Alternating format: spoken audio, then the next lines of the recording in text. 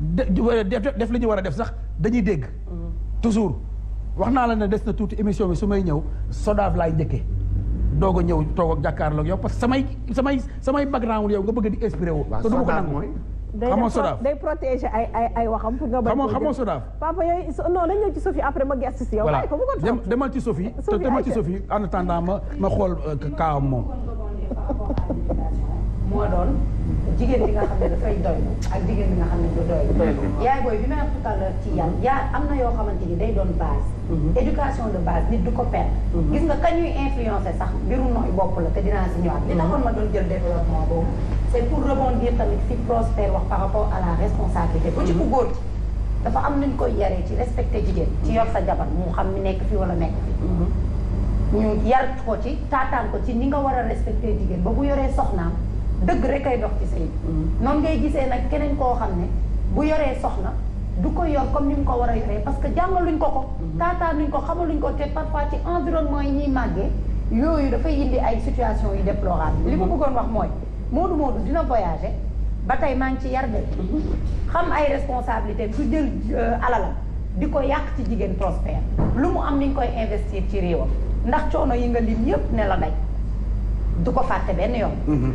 danaan carrément man sama alal du ma ko jël di ko pasar pasaree. alors que damaa jaar ci coono. tout à fait.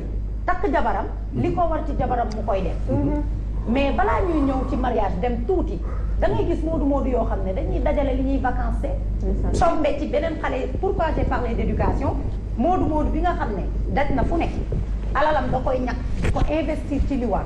takk jabaram la xam soxnaan jàpp ñaama noonu nga amee koo xam ne amul éducation IPA jaar fu metti mais teewul alalam la mu koy njëkk xalaatee mooy di ci cakkaay seeni vacances ñenn ñi gis ngeen comment ça se passe am na xale yu jigéen yu bëri yoo xamante ni dañu wannu lor te wannu lor yi ñenn ñi moodu yi moo leen ko teg ñoom sax damay wax je parle par rapport à éducation ndax ñi toog fa ñu war a toog kenn du leen fa fekk kenn du leen def li ñu warul def doylu nañu situation yooyu du am bu ñuy vacances yi dañuy yor suñuy xarit am ay xaritu moodu da nga leen di dégg mooy ne am na ci ñoo xam ne pour ñoom financièrement bu seen poche diisul mu ñu noo am soxna pour ñoom lépp dañ koy jënd te wax naa ko fii mbëggeel kenn du ko jënd gis nga ki la topp ngir alal nga am ko ngir alal je répète encore une fois bu fa alal nekkatul mu dem bàyyi la dañuy ñëw vacances bu ñu ñëwee vacances benn 1 mois Prosper wax na ko sànq taal seen alal gis ci benn xale bu jigéen nekk ak moom foo ak moom pare delluwaat Europe. ñooñu ay fokkat ñeneen ñi ñëw ci diir bu ndaw ñu xam ci jigéen moo xam internet la wala feneen takk ko fas ko def ko soxna. donc mooy li Prosper di wax àdduna par profil la. mais man dama basé lépp ci éducation. gis nga papa nit soo yaree sa doom bu góor ni nga ko war a yaree. def ci moom jom ju bëri. lu muy def jom la ciy jiital.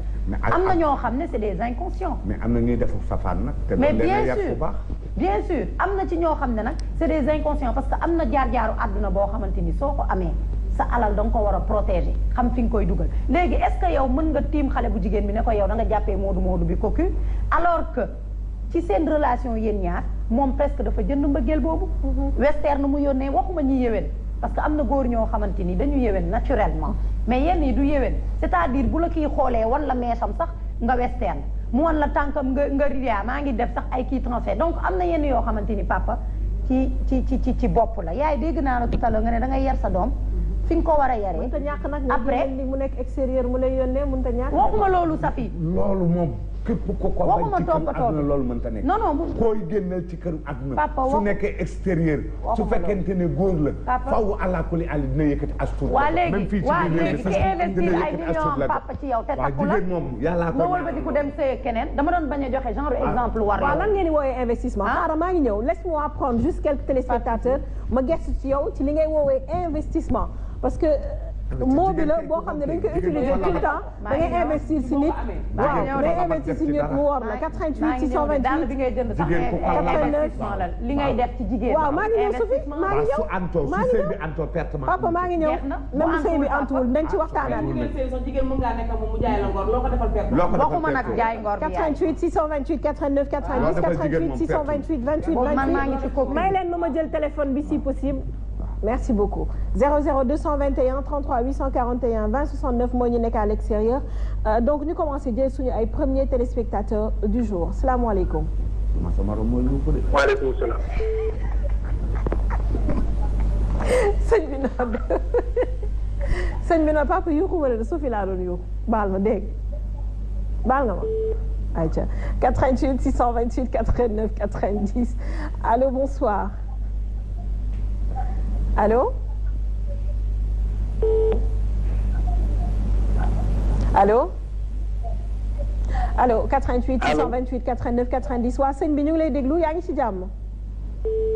yaa ngi may dégg. waa ñu ngi lay dégg bu baax yow mbaa yaa ngi ñuy dégg. waaw maa lay dégg bu baax. alhamdulilah bu fekkee da ngaa jege sa télé aussi nga wàññi ko kon nga déglu directement sa téléphone mu yemb. ayca ñu ngi lay déglu sa xalaat ci thème bi. waaw maa ngi gën di leen di siyaare Sophie moomu ak Prosper. vraiment li Prosper wax mooy dëgg ca li ma wax lu am solo la. yaa ma dégg bu baax. allo. waaw yow rek la ñuy déglu sëñ bi ñu ngi lay déglu. waaw maa ngi dellu waxaat rek xam naa ci dana ma mereeti waaye waxuma ko pour xeeb ko wala pour kii ko nay bàyyi Prosper muy wax. ba jaaxal parce que li ma wax am na solo. ci very lay wax ci li ngeen di wax nii thème bi ngeen di wax nii dama ci toog ndax maa ngi fii ci États-Unis. li Sophie wax mooy dëgg maanaam bu amee yar buñ ko yere fañ ko war a yeree dara du ko mën a këf. dara du ko mën a këf. li problème bi yóbbu mooy ca base éducation ba maanaam boo amul éducation lu ñëw jënd boo amul yar doylu la lu ñëw jënd maanaam yar mooy am dignité am doylu xam li nga doon mbàkk deret sax dëgg la waaye góor gi waxe dëgg la waaye deret maanaam boo seetlu si yàqu ci mbokk yi yàqu yëpp si mbokk la. ayca papa ñi ngi jégalu dafa mel ni dem na 88 628 89 90 salaamaaleykum allo. allo. soxna si noo def. maa ngi si jàmm bu baax. alhamdulilah yaa ngi en direct ñu ngi ci jàmm bu baax a baax yaa ngi en direct sur Sen TV ñu bàyyi sa gis-gis. dama bëggoon participer ci émission bi. allez-y on vous écoute. dama bëggoon rek wax par rapport ak fii Prosper comme ni mu ne góor ñi dañu am. allo. allo oui. waaw yow la ñuy déglu nga ni da nga bëggoon waxee rek fi Prosper tàmbalee. voilà fi mu ne góor ñi dañ fi am responsabilité. parce que man dafa am bu ma ci fekkee boo xamante ni waa ji dafa jógee Italie ñëw léegi bi mu ñëwee ci benn 10 jours noonu juste avant tabaski rek mu gis ci benn xale bu jigéen daal koy takk. dëgg la. oh elle est partie ñu ngi jéggalu bu baax a baax xam naa dina ñëwaat pour yeggali ñu histoire bi 88 628 89 90 allo. allo salaamaaleykum. waaleykum salaam sëñ bi noo def. Sofia maa ngi lay ziar. dellu ziar bu baax a baax. waaw maa ngi lay ziar Père Mbaye Ngoné. maa ngi lay ziar bu baax jërëjëf. di ziar Prosper di ziar Sophie Gueye ak seen invité yu baax yooyu. jërëjëf seen Cheikh Darou Rahman. waaw maa ngi bëggoon a ubbee ci Père Mbaye Ngoné sax mooy Père Mbaye Ngoné may témoigner Sénégal yi yëpp ne yow lamb nga yow yaa mën naa ko parce que su ma koy wax mën naa ci joxañ baaraam. dëgg la. lamb am na yu bëri Sofia yoo xamante ni yàlla ak yonent bi ak Serigne Touba laay seedeel li may wax parce que waxuma pour lu neex sax ndax dinaa layoo sama loxo ndey joor combat jot na ba taay yi avant ni say dem mu ne ma nii ak nii ak nii la ko mbër mii di daanee. ma gis ko teg ci sama bët. dëgg la donc loolu la benn parenthèse la woon père yow idole nga icône nga boo xamante ni référence nga donc ñu ngi lay ñaanal jàmm di ñaan yàlla na la yàlla sàmm ci barki Cheikh Mamadou Habib. ndeysaan. Sofia pour ñëw ci thème bi. waaw. thème la boo xamante ni bu am solo. dëgg la. man nag je me dis que ne les responsabilités sont partagées.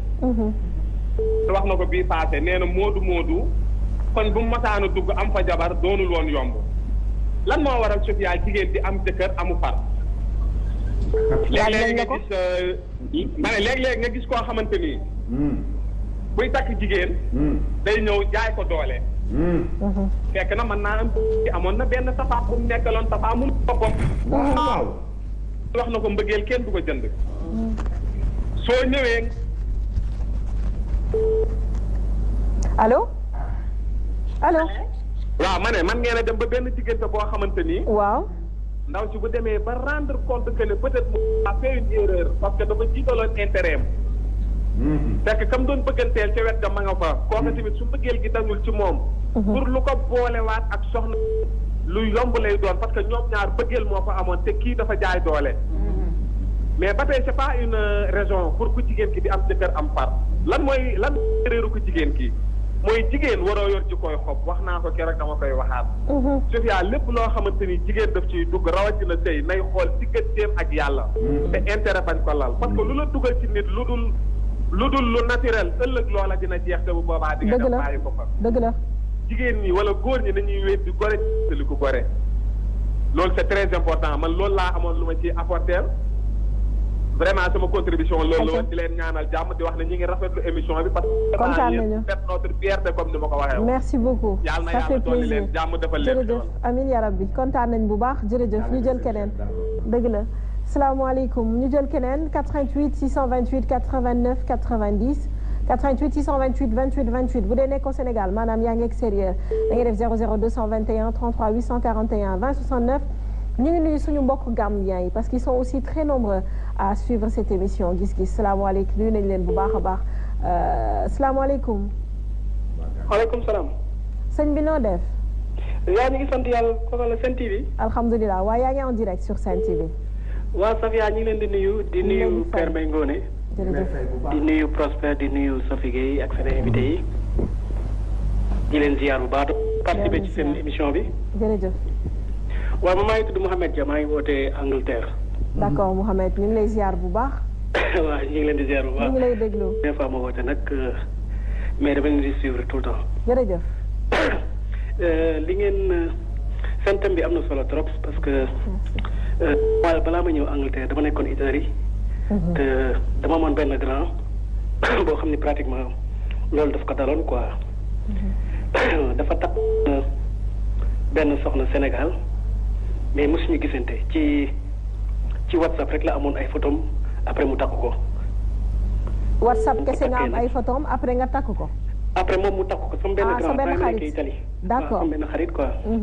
léegi ci ay photos yi lañ ko envoyé mu gis xale bi après mu bëgg ko après mu takk ko quoi. d'accord mu ko takkee nag quelque temps plus tard après 9 mois yooyu yaay ko yow sa soxna si di ëmb na quoi. am na ku ko fa ëmbal quoi parce que moom demul woon Sénégal.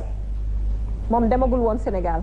moom demagul woon Sénégal. d'accord donc après mu obligé fase jabar ji quoi léegi man li ma bëggoon wax daal mooy ñi nekk extérieur bu nekkee bëgg a dem takki Sénégal nañu dem ba gisante ki ñuy bëgganteel nekk ak moom jël temps xamante ak moom balaa ñuy jël décision la dañ koy takk daal.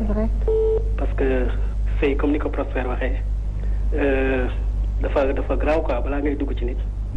da nga ko war a jéem a xam. balaa ngay ñëw rek sinon boo ci duggee xam nga ay problème rek la lay indi bu nekkee xamoo ko. dëgg la loolu daal laa ci bëggoon participer. dëgg la kontaan nañu. kontaan naa trop mais bëggoon laaj benn question Père Mbaye Ngoné. waaw. man xaw ma sama mbokk yi bu baax nag quoi mais sama yaay. ndeysaan. dafa Père Mbaye Ngoné sama mbokku papa la. nee na yaa am sama yaay loolu la wax léegi dama ko bëggoon laaj Père Mbaye Ngoné ndax xam na sama maam yi quoi léegi sama maam bu jigéen ki jur sama papa mi ngi tudd Fatou Yacine Jama Fall waa Diourbel la woon. waaw. sama papa yi papa mi ngi tudd Alpha Malick Dia. waaw. léegi dama bëggoon laaj ndax Père Mbaye Ngoné xam na sama maam Fatou Yacine Jama Fall. waaw ba Fatou Yacine Jama la ak Cheikh Yacine Jama. waaw. Cheikh Yacine Jama moom lañ tuddee tonton Cheikh Fall. ok. bi nekkoon directeur Air Afrique. waaw. Cheikh Yacine Jama moomu yaayam. waaw. ak papay Ablaye Diaw journaliste reporter bu RTS. waaw. ñoo bokk ndey ak baay. ok kon yow foofu nga bokk ak sama maam Fatou Yacine Jama. waaw ñoo bokk Cheikh Yacine Jama kay Cheikh Yacine Jama ak Fatou Yacine Jama. daf koy wax mais man xaw ma ci dara quoi. wax na dëgg de dafa tout le temps. wax na dëgg de kii toog njaareem la dëkk. waa ñoom waa Diourbel lañu. waaw man Diourbel laa dëkk njaareem googu. dëgg la loolu moom bëggoon naa laajte ko bëggoon naa la ko laaj. waaw Ablaye Diaw mi journaliste reporter. Ablaye Diaw waaw. papaam waaw Ablaye Diaw xam naa ne moom sama mbokku papa la loolu xam naa. xam nga sa mbokku papa la. kon it dolli ci père muy 2. waaw. ay ci kontaan nañu. waaw Ablaye Diaw sama mbokk la ak kan. allo. salaamaaleykum. sëñ bi noo def doo wàññi télé bi rek ñu jël salaamaaleykum. 88 628 89 90 88 628 28 28 00 221 33 841 20 69 salaamaaleykum. allo oui bonsoir. waaw salaamaaleykum. waaleykum salaam. na ngeen def. ñu ngi sant yàlla bu baax sëñ bi. barikàlla waaw di ziare Baye Mbaye Ngoné. ñu ngi lay delloo ziar bu baax. ñoo bokk Daar Rahman. waaw boobu. wallaahi. waaw man daal sama du ci gudd. ki ñaari way dencante yi. muy ku góor ka nekk bitim réew ak ku góor ki nekk fii ak ku jigéen ki nekk fee. ku nekk daal na xam ne. boo xasee ba nekk ci buum. bis boo moyee sa morom. am néew nga. jeex na. dañ fee àttewul nag. bitim réew waaye na nga xam yow say wagg moom na ci posé wu nga xam ne kuñ war a rey nga. waroo faa toogaat sax bay jur. waaw ndeem ñun ñëpp ay jullit lañ. billaahi. maanaam loolu dafay loo xam ne nit ñi dañ ko war a xam ba pare. mooy du affaire di stigmatiser jigéen gi wala dara góor geeg jigéen gee ci yam. xas nga fas soxna. même boo divorcé sax loolu mooy gàll sa kaw. boo ci xasee dugg da nga war a xam ne waroo mooy sa morom. li tax nag boo amul soxna ñu di la door yar soo ko amee rey di dagan ci yow bële mën nga cee mucc ndax mën ngaa wax ne amoo pexe waaye boo xasee ba jël amu ne yow yaay dugg ci engagement ngeen baal ma ci wolof yu xóot yi. voilà soo ci xasee ba dugg na la wóor ne yow sa digg ak sa borom la mooy baaxut fenn. yàlla na nga xam comme àtte wuñ fi àtteem rek kenn ku nekk ngay jéggalu sa borom rek ak nu mu mën a mel waaye kenn ku ci nekk daal na xam ne su moyee morom yow buñ la mayee kër joo xam ne bëggoo ko. bu ko sëyal waaye boo ci duggee dem ba mu yàgg mbëggeel ñëwul nga am cofeel ci keneen ñëwal ne ko man nag nañ waxante dëgg sama digganteeg yow yëgatuma sama bopp sama digganteeg yow day naqari man mas naa ko dund wala. parce que parfois rek soo waxee mu kii mais problème bi mooy nga ñëw ne wax sa moroomu gor ne ko maa mënoon mënatuma. moo gën a rafet sa diggante yàlla ak dana metti ci moom ci njëlbeen gi.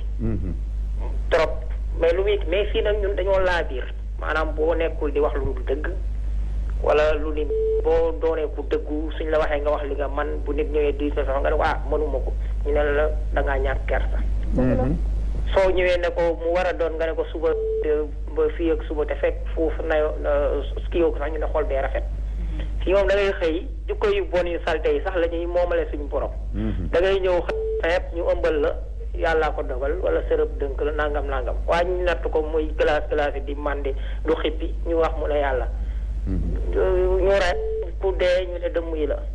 boo amee ne diwa ma ñaara maam yu xaw a doy waar yi daal dafa am loo xam ne yàlla daf ñu ko bàyyee suñ biir ndax nag ndénkaan bi mu ko jëlee daf ko jox moon ñu bañ mu jox ko ku ne mu bañ doomu aadama daal di ñëw na ko amu engagé wu ne ko ne suñ borom attan naa ko ñu togg la kii mu ne moo taxit nag ëllëg muy teg ak ci maandoom mooy teg balance yooyu waaye daal kuy njaaloo moom di mooy sa borom kër wala si na la wóor ne moom nitu safara nga mu des nag njéggalu suñ borom waaye yow considéré sa bopp ne nitu safara nga ba pare yàlla nag amul lu mu mënta baale dëgg la wasalaamaaleykum wa rahmatulah dëgg la mu valable ci góor ak jigéen na 88 628 89 90 88 628 28 28 salaamaaleykum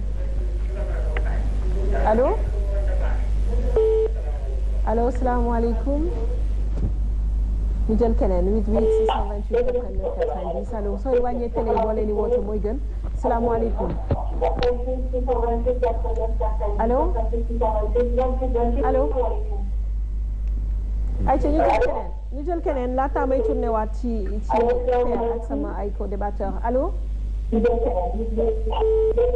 allo. ayca dinaa ñëwaat ci téléspectateurs yi léegi même pas 5 à 10 minutes incha allah naa ñëwaat jël leen ñu wéy di woote 88 628 89 90 papa. ñu delloo la kàddu gi. dégg nañ li ñu wax depuis tout à l'heure c'est-à-dire ñi nga xam ne dañuy tukki bàyyi fi seen i soxna ndogal am ci seen ginnaaw. parce que un jour si je me rappelle yaa ngi wax ki nga xam ne bàyyi na fi soxnaam nga xam ne mosu koo gis nga bàyyi ko fi. loraange am ci ginnaaw bu dee mbokk la mën ngeen koo lijjanti seen biir mooy li Prospère wax sànq mën nga ko jox sax sa tur mën nga ko jox sax sa sant ndax l'islam daganal na ko mais mbokk tamit doo bëgg mu tas ba doo bëgg affaire yi siiw. loolu ba Pros wax. loolu moo am mooy yoon. fii ak su alxeeri jibee may naa la sa baat jibul diggante boobu su ci wannee aw lor ba mucc. doom ja yaa koy moom ndax ci sa buum la jut loolu sikkuwut kenn mënu koo dindi kii li mu wax ma ànd ci ak moom daal ni cëy dina ko dégg de balaa sàngul suuf dina ko gaaral dinañ ko dégg dinañ ko wax te tamit ku naqari àdduna lay doon ku naqari àdduna lay doon te fekk doon koo tooñ moom deful dara doom ji duñ ko jur dafa jekki-jekki rek gis boppam ci àdduna ñan ñoo ko fi indi kan moo ko fi indi ak lan moo ko fi indi Sofia loo gis ci këru àdduna am na ngor ba mu des aw sàkkara jant bu demee ba may jot wala mu gis lu mu sopp wala mu gis lu mu bëgg dafa naan négal ma ñam rek su ma rombee tuuti après jeex na pour une deuxième fois jeex na négal ma ñam nga ñam réussir daal di dem su la saytaanee dee ruuxaat ba nga cay delluwaat doo ko tey daal ne non ñaari yoon lay doon ñetti yoon jeex na kii après dama cay jóg soo cay delluwaat doo ko kaat ba nga xëy benn bi sek mu ne tëf éclatement daal di am nga fëgg sa loxo sa gémmiñ surprise bu rëy am mooy indi njombe lu bari ak ay bu bari ndaxte saytaane moo cay laxasu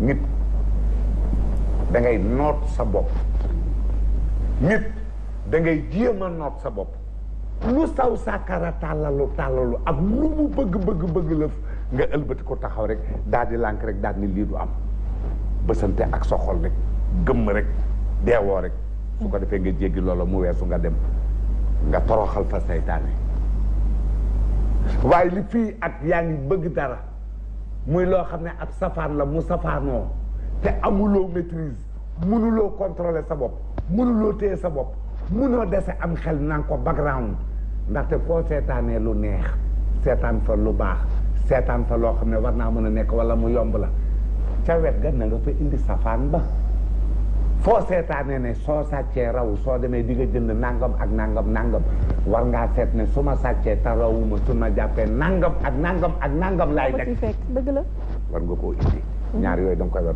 mais ak ndof dëgg ak ndof dëgg weesuwul rafet njort ba sooy def dootoo xool li ngay def ndax doo xam fu la te saytaane di fekkee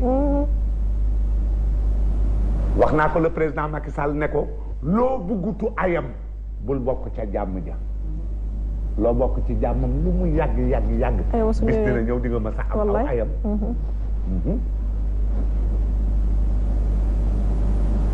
ñeent ñii mat na noo dugal ci sëy ñii matu noo dugal ci sëy ñii jar na noo takk cib sëy ñii jaru noo takk cib sëy ñii jar na noo dugal ci nguur ñii jaru noo dugal ci nguur ñii ëpp na noo génnee ci nguur ñii ëpp na noo dugal ci nguur waxuma ko de ba Kajoor a ko wax ak Bawol ay baat nanu yoo xam ne su mettee ba metti may leen fii la ku ci nekk nag dafa am ki jara jël soxna ak ki jarta jël soxna ki jara wàcc soxna ak ki ëpp a wàcc soxna ki jara dugal ci nguur ak ki jarta dugal ci nguur ki jara génnee ci nguur ak ki ëpp a génnee ci nguur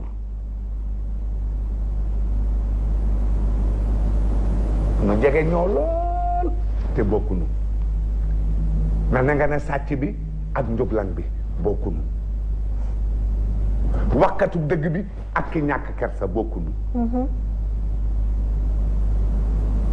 penkat bi soskat bi ak nettalikat bi bokkunu de nettalikat bi fenut de day jottali déedéet dafa raconté il a raconté il ou elle a raconté koo koy nettali fenul de dangaa def dara ma gis ko jaxlam xam ne lii yow yaa ko def ma dem nettali ko damaa jaaraat damaa raconté ba tey bokkul ak fenkat bi ba tey bokkul ak soskat bi noonu la am xel mel ci diggante nit ak way dencante ak adduna ak iblis moo tax léeg-léeg nga gis ab sëriñ bu mag juum ñu ne njuumte du mbir moo xam ne am na xaaj ak seen loolu lépp rek diital bëgg-bëgg Sofia moo ko indi ak luxe bi am nëgë ni jamono bu njëkk mu raaroon ndax jamono ju njëkk jël luxe boobu amul woon daawoo gis loo xam ne di nga ko ñee sa morom wala daawoo bëgg loo xam ne mënoo koo am boobu am yara am doo génn ci kër gi doo gis ay àndandoo doo gis lu sa morom bëgg te amoo ko doo gis ko la ne kaay ñu dem ci ruq sàngam waaye nekkul fi waay booba ak léegi xam nga ne du kii ñëw rek amul benn problème ñëwal ma placé la ko puus la ko nga dem mu puus la ko daal di la koy placé mu sëgg ci ba benn bis lay xew daal di xew ñu fëgg seen loxo bal ba tàkk dëgg la waaw moom ma la booleeg moom doo ko ca ñeme tudd da ko ca ñeme tudd ñeme ngaa taxaw naan Sofia mi moom moo ma yóbbu ci kii pour ne moom moo ma ko may ak kii déedéet lu ci ñëw da nga koy endossé nga jéem ko yàq sa bakkan génn ci àdduna soo demee am ñaari duma yi nga tooñ ak xaru gi nga xaru ndax da nga doon yàq nga bàyyi ko gàcce gudul fay fi dunya wa fi laaxiratan tuuma joo xam ne jam nan la te jam-jam bi la jam am nga ci bënn bul bañ ko la jam waaye na nga tul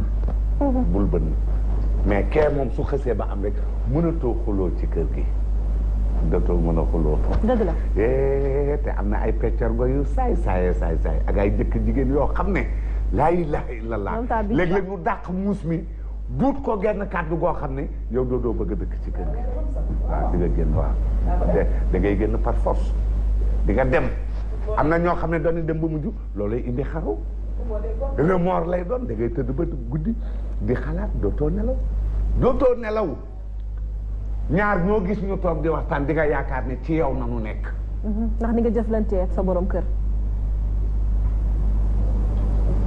su fekkente ne doon laa bàyyi ci kër ga wàccunu la defuñu dara ngir mbokk dootoo safe kenn dootu la wóolu su la neexee sax mën ngaa dem te dootoo tàggoo ndax yow kenn wóolootu la jeex na ci kër ga waaw barke borom Tuubaa su la neexee ngay jaxasoo góor ñi ak di bëri ci biir néegu góor yi ba kenn wóolootu la jeex na loolu mënoo ko def góor mun la wóolu mais papa nga nekk maanaam buñ toppee ci cocu bi parce que man fa laa taxawoon xam nga tout à l'heure expliqué naa la que ni bu fekkee da nga nekk ci àdduna nga nekk góor yor sa alal yaay ñëw takk soxna war la fekk si xaalis boobu li ma bëggoon wax rek entre parenthèse waroo ko utiliser di cakkaay war nga boo tollee muskaflaf wala tànn jabar looy def tamit nga xool ko waxuma góor yi yéwén di investir seen alal c'est parce que dañu nekk ak soxna parce que jox naa ñetti exemple émission passée ñaar ñii dañoo xamante ku góor ki wàcc ko dem tukki ñooñu xamante nañ ba pare yaay booy mbëggeel dox na seen diggante kële donte mi ngi fële ku jigéen kaa ngi fi waajur yi ñi ngi dox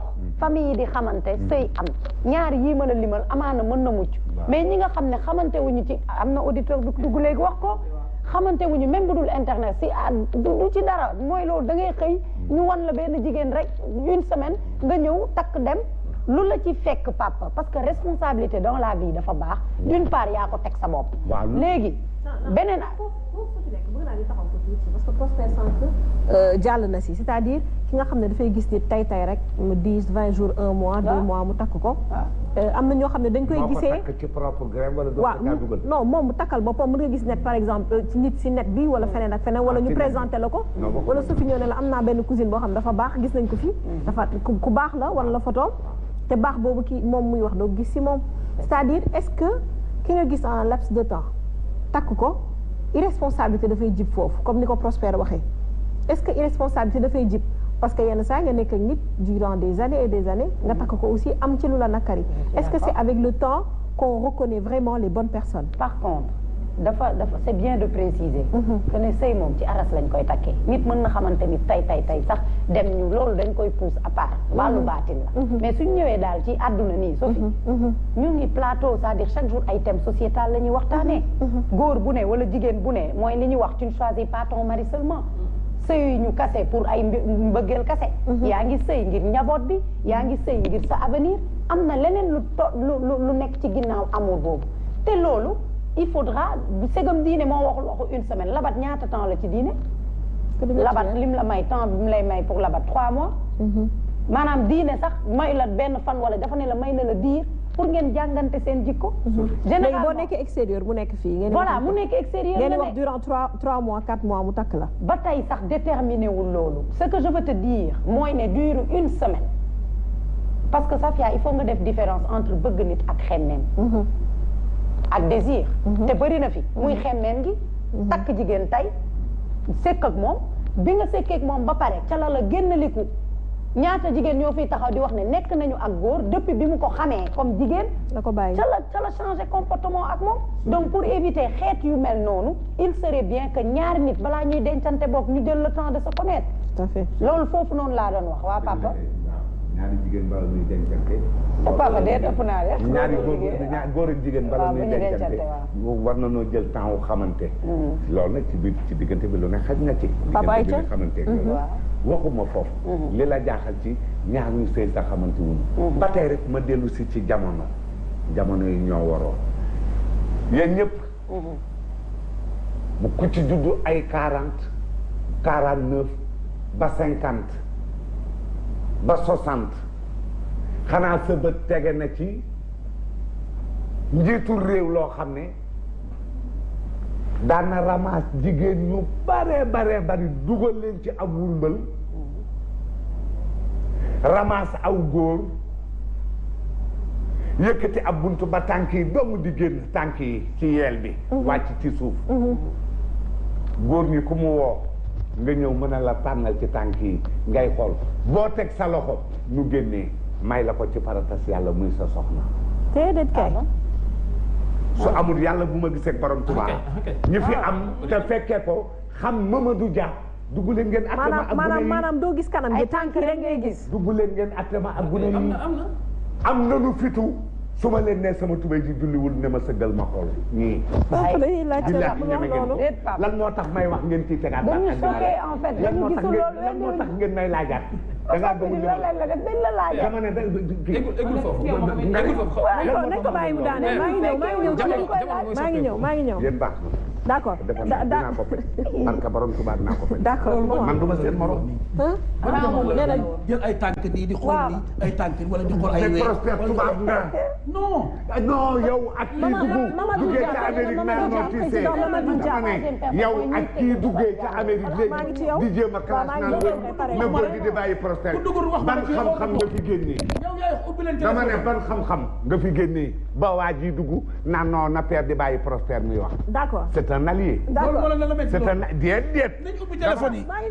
nañ ubbi téléphone yi. heure bu téléphone yi ubbee ko ku ne Prospère nga ne tey nga dee. man je ne comprends pas. bu ñu jugee ci le fait que ay tàll ay tànk ak ay kii ak ay wee ay jabar nii ça veut dire dama ne man naa ko wax te kenn mënu koo dindi man maa ne amoon na jamono.